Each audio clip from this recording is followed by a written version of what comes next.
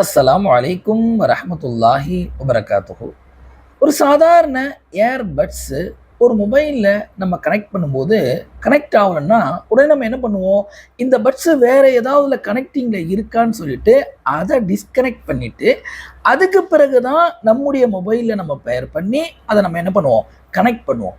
கனிமானவர்களே, அல்லாம இப்னு கையும் ரஹிமஹுல்லா சொல்றாங்க, ஏத்திகாஃபுடைய உண்மையான நோக்கம் அல்லாஹ்வோட கனெக்ட் ஆகுறது. அதுதான் உண்மையான நோக்கம். அப்பதான் லைலத்துல் கத்ர அடைய முடியும். அது எப்போ அடைய முடியும்னு சொன்னா, உலகத்தை விட்டு முழுமையான முறையில் டிஸ்கனெக்ட் ஆகணும். பாவத்தை விட்டு முழுமையான முறையில் டிஸ்கனெக்ட் ஆகணும். மனோ இச்சைகளை விட்டு முழுமையான முறையில் டிஸ்கனெக்ட் ஆகணும்.